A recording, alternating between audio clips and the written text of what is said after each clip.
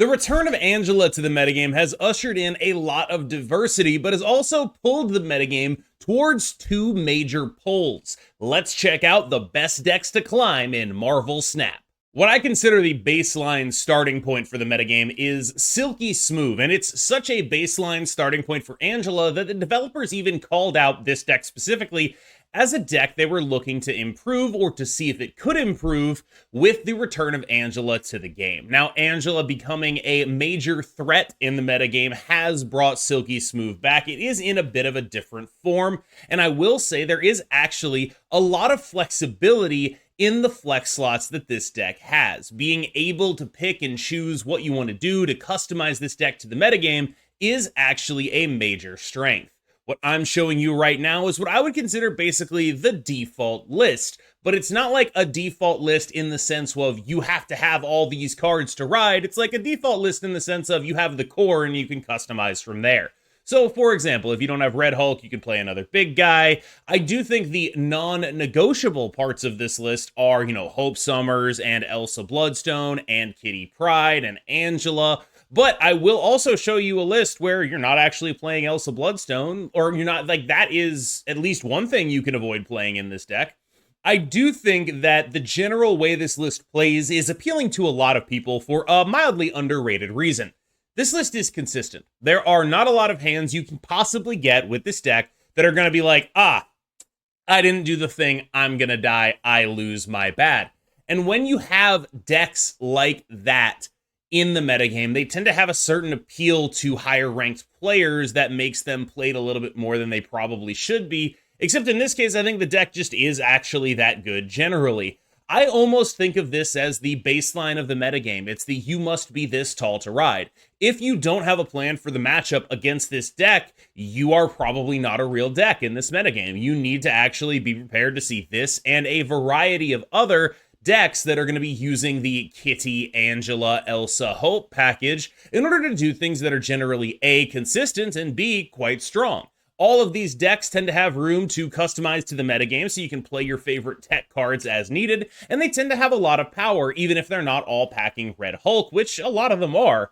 Red Hulk is a quality addition to these decks because while you are spending the entire game pumping up your Kitty, making her as large as possible, if you have a Hope Summers, you are able to use that so you can play a giant Kitty on the final turn of the game, as well as a giant Red Hulk, which adds a lot of unpredictability to your final turns of the game. Red Hulk ends up being quite large in most cases because there are a lot of decks out there that are going to skip at least turn one and maybe play off curve for another one, and that's a 619, and that's genuinely pretty hard to beat. It does approach I win this lane automatically material. It's a very big card.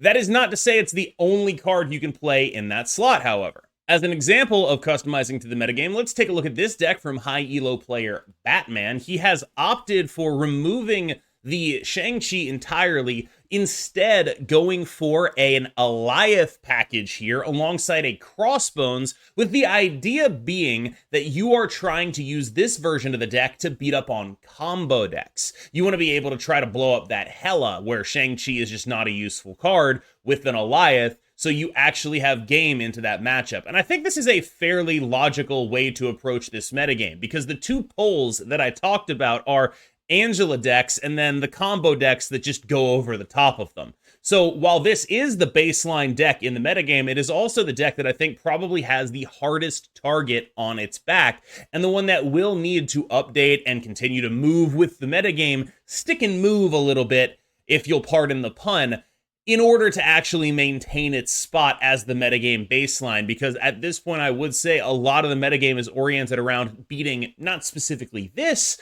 but the other Angela strategies, which definitely include this. Let's run through those other Angela strategies real quick. Here's where I'm at with Loki. This is my most successful deck, shocker of all shockers. I know everyone's really surprised that KMBest likes Loki right now.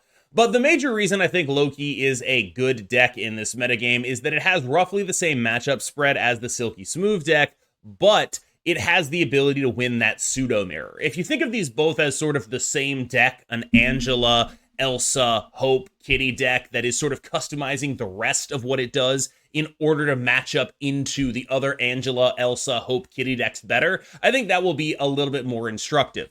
Loki has a very good matchup into those decks because you play the card Loki, and then you can actually play their deck because a lot of what they're doing synergizes with what you're already doing. You're like, oh, you're actually just doing Angela, Elsa, Hope stuff. I'm doing that too. I can now play 2 Elsa Bloodstones, and you absolutely die. And that kind of stuff is really the strength of Loki right now. I consider it the mid-range deck, if you think of these Angela decks as mid-range decks, which I do, that beats the other mid-range decks. There's not a lot of room in the metagame for Mobii. Multiple Mobii is not really a common thing you're going to be seeing.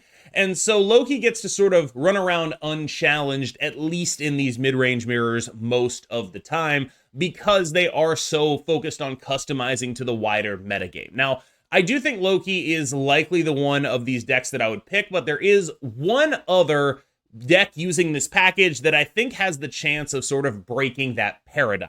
That is the Shuri deck. Now, the way this deck works is it is built around the Elsa package the same way the other decks are, but it has a fairly different matchup spread to the point that it is worth talking about. Because this deck can go so tall, it's actually a little bit better into some of the combo decks. You can just be like, look, I'm going to play against this Hela, and I'm going to say, your Infinite's not going to go into this lane, and I'm going to win. Like, you can do that, right?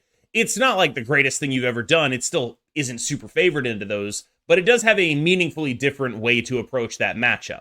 Now, in addition, it also has a meaningfully different way to approach the Loki matchup compared to Silky Smooth. This is a deck that is just finicky enough, just in its own technicalities enough, that you can beat Loki even if they Loki you. Now, the major way you do that is be like, all right, you play Loki, I play Shuri, same turn, my guys are still going to be bigger, right?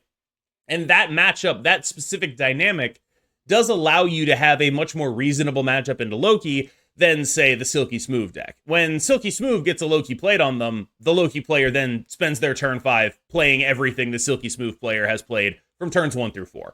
It's not a very good time.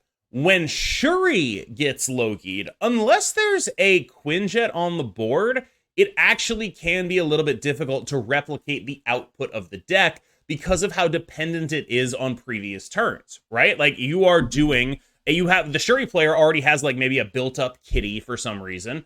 They have maybe even a Shuri'd Kitty. They might have a Shuri'd Vision. They have there's a bunch of stuff that is conditional in the deck, right? There's the Shuri target. There's the Taskmaster copying the Shuri target. Loki can't really get all of that stuff in the 2 turns it has.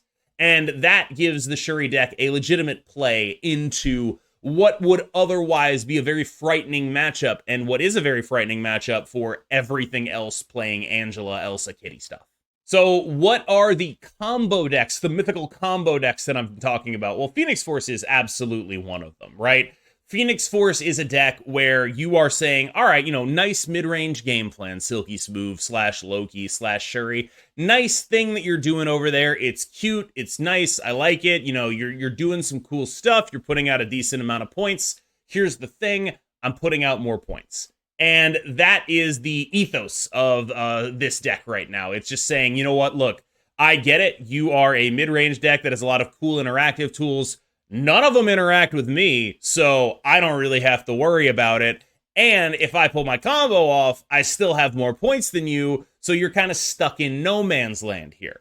This is a deck that is sort of predicated on preying on these mid-range decks. What you're trying to do with Phoenix Force is just end up in a situation where you have an unapproachably large amount of points. They have no real interaction that can deal with you, and that is the deck as a whole. It is also a deck that I think has a really unique snapping dynamic, and I believe that is what makes it, a real threat, where it's like, your opponent, you don't do anything for a couple turns, they snap into you, you play Shuri Nimrod, and suddenly they're actually dead. Because Shuri Nimrod with like a Venom Carnage or a Venom Deathlock is a pretty asinine amount of points. Even that kind of plan can still and will still legitimately beat up a large number of these mid-range decks. Like, yeah, they can get a lot of big guys. There can be like a pretty big Red Hulk in the game like that, but you are still very easily able to win those games. You have the greatest ability to limp into these games of any deck in the entire metagame. You could just randomly win by top decking Shuri Nimrod on 4-5, and your hand could be like the worst thing ever. You could just randomly win by doing that. It's a legitimate power that this deck has and something that should be respected in the way it tends to approach matchups. This is a very scary deck to play and a very scary deck to play against. When you play it, you're sitting here thinking, oh my god, this is such a pile. How do I ever do anything? Every time I snap, my opponents are retreating. And when you're playing against it, you're thinking, oh my god, this is so scary. How do I ever beat it? What if they Shuri Nimrod me? And I think that dynamic gives it some very unique snapping, I guess, flavor. It feels different appreciably to play against the Phoenix Force than it does to play against basically any other deck in the game. I'm not sure if the way in which that feels different is good, but generally I like decks that add texture to the metagame. My least favorite deck is back, and it is a powerhouse. So we talked about the role Phoenix Force was occupying as just looking at these mid-range decks and going, ha! Puny mid-range, and yeah, Hela's doing much the same thing, where it's just saying, you know what, look, it's cool that you are putting a bunch of power on the board and, repeatedly triggering your Elsa Bloodstone, but repeatedly triggering your Elsa Bloodstone, that's 2 points every time, and every time I discard a card, that's like 10, maybe 20. That's a really big deal. And I think the major thing that this deck is doing is basically saying, you know what, here's the deal. My Corvus is never hitting my Hela. If it does, I'm going to leave for 1. If it doesn't, you're going to lose the game. Now, there are going to be games with this deck where you don't get Hela. Not having Lockjaw is tough, but you have a probably the largest amount of bluff equity in the entire game of Marvel Snap. When you're playing this deck, it's so impossible to reasonably stay in against a Hela deck when you're going to die to the Hela. And so you end up in these situations where this is a true gambler's deck, I think. And that's probably good for Hela, because not only are you gambling, all right, I have to play this Corvus, there's nothing else I can do about it. I'm playing this Corvus every time on 3, and you should be doing that, for the record.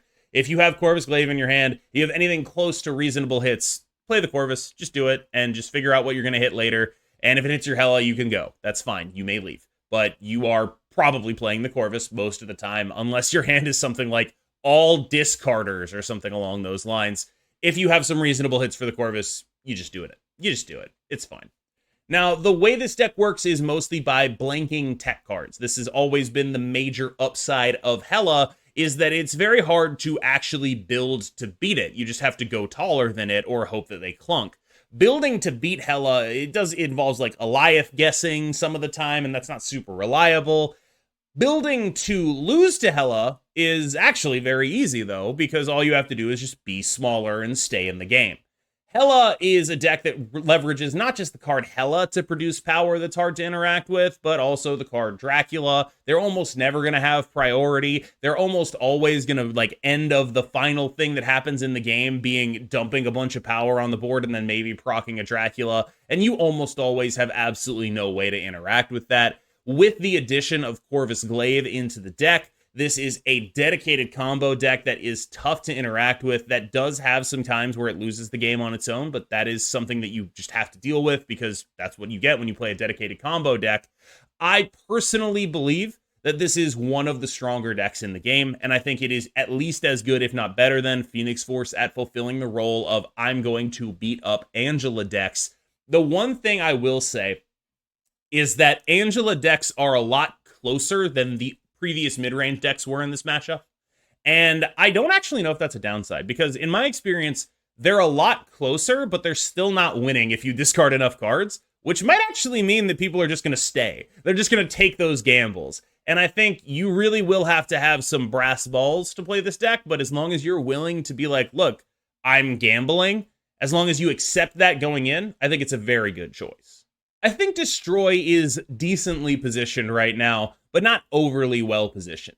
The reason Destroy has fallen off is not just necessarily, and I say fallen off in terms of play rate, to be clear, I think it's still a very good deck. But the reason it has fallen off in terms of play rate is not just that Angela came out and there's a shiny new toy and all the people who were playing Destroy because it had good scalers are now playing Angela decks. There is some of that. But it's also that Angela decks are, by and large, extremely consistent.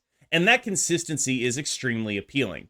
Being able to consistently do the thing that you do every game is a thing that a lot of players really like. They don't like being in games where they instantly lose. That's part of, a lot of people's disdain for Hela, and probably mine included. I'm not immune from this.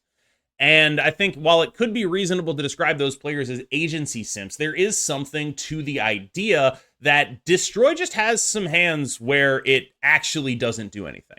There are two main game plans in this deck, and you need to have two cards in your opening hand, right? Like, you need a Deadpool, you need an X-23, you will take a Wolverine some of the time, but really what you're looking to do with this deck, the kind of games that you're like, I'm excited to play this deck, are when you have a Deadpool or an X-23. And if you aren't doing Deadpool or X-23 things, it's, a little bit awkward. And I think there is something to the idea that the risk reward for Destroy is a little bit off right now, where the reward is you get to, the reward for having this inconsistent deck is not high enough to justify compared to one of the Angela decks that get similar point output, probably a little bit lower, but are vastly more consistent. And I think that is the major sort of big question mark circling around this deck for me, because my instinct is the point output on this deck should still be a lot higher, but I'm not sure how to weigh the fact that it is inconsistent and the fact that because it has this dynamic with those Angela decks, you're probably priced into snapping a lot when you have the stuff you actually want. And those are far from guaranteed wins because of just how much variety is in the Angela decks in terms of the tech cards that they're playing. You could just randomly die to a Shadow King Shang-Chi turn, and you're just like, okay, I guess I shouldn't have snapped, but I had the stuff for this game, so I guess I was supposed to snap. And that, I think, speaks to maybe a positioning problem. I'd be interested to see how Destroy looks in the future, because this isn't a dynamic it hasn't had to struggle with in a long time.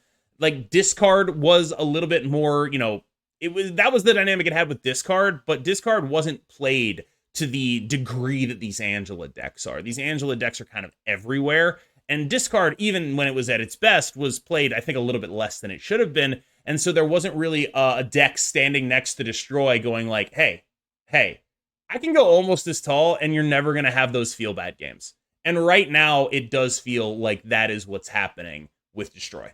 Speaking of Discard, shocker of shockers, yeah, I still think this deck is underrated, and I still think it's very good. Discard especially does not have the same major issues that Destroy does in terms of oh, I didn't have a game plan this game. You have a game plan. One thing you will run into, though, with this deck is Discard tends to play a little bit awkwardly, and that can mean going off curve a decent amount of the time.